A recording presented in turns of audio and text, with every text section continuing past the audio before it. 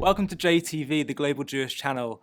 I'm actually here in New York this week, and I'm joined by one of the most, for me personally, inspiring and insightful rabbis I've ever come across. His name is Rabbi David Fohrman. He's created a website called Aleph Beta. He's also written several books which try to find beautiful and deep insights into the written Torah, the Hebrew Bible. So I spoke to him about a range of topics that interested me and that I hope will interest you as well. I hope you enjoy it. Okay, Rabbi, thank you so much for joining us. It's a pleasure to be here. It's an absolute honor to have you on JTV. Pleasure. You focus on, at Aleph Beta, we're here in your Aleph Beta offices, you focus on the written Torah, on analyzing, plummeting the depths of the themes that can be found within the Hebrew Bible.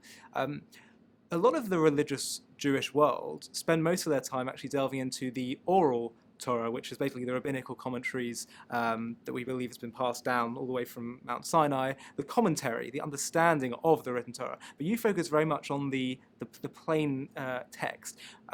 Why have you focused so much of your efforts trying to educate people and study the written Torah? And do you think in general we need to focus more on the written Torah? You know, in a way, it's an interesting sociological question. The question at some level is how we got to where we got, where if you look at the Orthodox world, almost all of our focus is on studying Talmud and very little is on studying the Bible. Where did we get there and why did we get there? It's a question that puzzled me. I grew up in Berkeley, California, and went to a small one-room schoolhouse, went to a small Jewish school in a one-room schoolhouse, kind of. And wow. How many kids were there?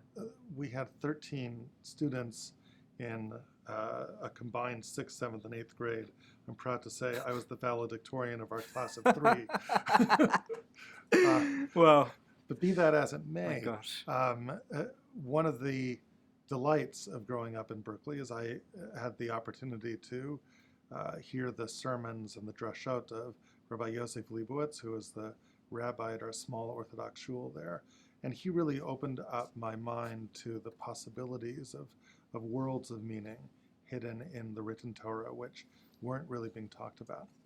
And one of the puzzling things I found is that as I became exposed to sort of East Coast American Orthodoxy as opposed to West Coast Northern California Orthodoxy, it came as quite a shock to me in my teenage years to find that other kids had a very different experience. They had never been exposed to anything like that. And on the contrary, they almost knew nothing about the written Torah. It was routinely ignored. And the only thing that was done was studying Talmud. And I remember vividly thinking as a young high school student of 9th grade, how could it be that we believe that God gave us this book only to ignore it? I mean, if God wrote this book, certainly he meant to convey something. By doing so, God wasn't wasting his time, so to speak. But they would argue we're looking at these texts. They are featured throughout the Talmud, just isolated within specific verses. Correct, but that's an isolated view. So I'm looking at a verse here and a verse there. And you can make the argument that I'm looking at a verse here and a verse there. But what if I would say that when you read the New York Times and you read a sentence in this article and you read a sentence in the other article and you say, yeah, I saw the morning's paper. You haven't seen the morning's paper. You have no sense of the overall context. You're not reading it as a document. And sort of like basic reading comprehension is at least something that we should expect of ourselves. And yet, why aren't we willing to engage the written Torah at that level? And I think the answer for me, I suspect, although sociologists can come up with their own answer, is that we haven't, as a society, really developed the tools to get real depth and meaning out of the text at the basic biblical level. And for whatever reason, somehow we've managed to do that in the oral law. If you go to any American yeshiva, Israeli yeshiva, anything like that, you will find that there is basically a rigorous set of understandings of what it means to learn Talmud. Talmud is difficult to learn, make no question about it. It's an Aramaic, it's its own legal code, but a legal code we can understand how to parse. There's rules for how you do it. There's an understanding of what makes someone a skilled student of the Talmud. Yes, there's this way to do it, there's that way to do it, but there's certain fundamentals. I remember a rabbi of mine, a mentor of mine, telling me in high school about learning Talmud that it's like playing baseball, right? It's just mastering the fundamentals. And after you master the fundamentals, everybody agrees on certain fundamentals. They're unspoken, but everyone knows what they are. And after you master those fundamentals, then you can spread your wings and you can be creative in certain kinds of ways. And I think that that is a paradigm for learning Talmud which we are comfortable with and which basically works. And I don't think we have a similar paradigm when it comes to learning the Bible. And in the lack of, and when we don't have such a paradigm, it makes us deeply uncomfortable because I think as a society, we feel we don't know what in blazes we're talking about. And no one wants to be in a situation like that. There's a great book that I'd recommend.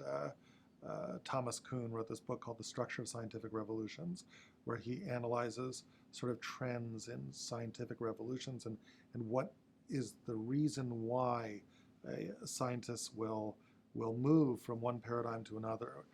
What was the process through which Einstein's revolution in relativity took place? What was the process through which the Copernican revolution took place? Are there common denominators in the way the Copernican revolution took place to the way Einstein's revolution took place? And one of the arguments that Kuhn makes is that there's sort of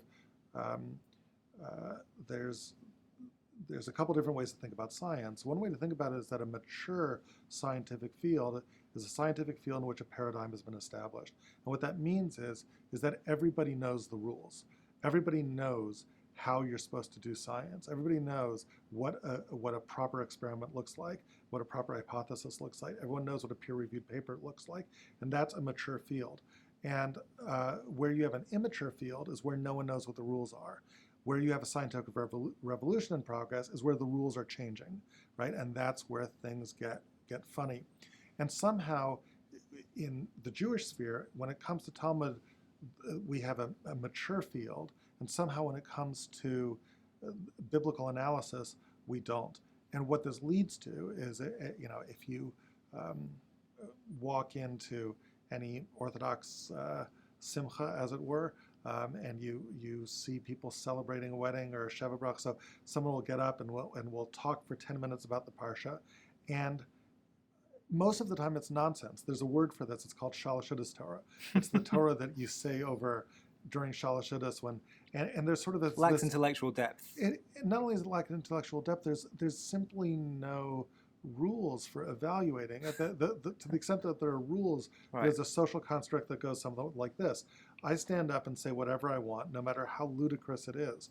You sit and you politely listen to what I'm saying, at the end of which you come up and say, Yasher Koch, that was wonderful. And I say, thank you very much, and we both sit down. But we both know in our heart of hearts that what I've said was nonsense, and you're not convinced by it, and I'm not convinced with it. But I just exercise some mental gymnastics to come up with something which is utterly implausible. And that's what passes for the study of Bible. What I'm trying to do in Aleph Beta and my work is to try to lay down ultimately a paradigm which other people can work with, some rules, that there is a way to go about this. There's a methodology to go about it. And if we can jump into that methodology, we can argue about the fine points, but it provides us a way to actually learn this thing.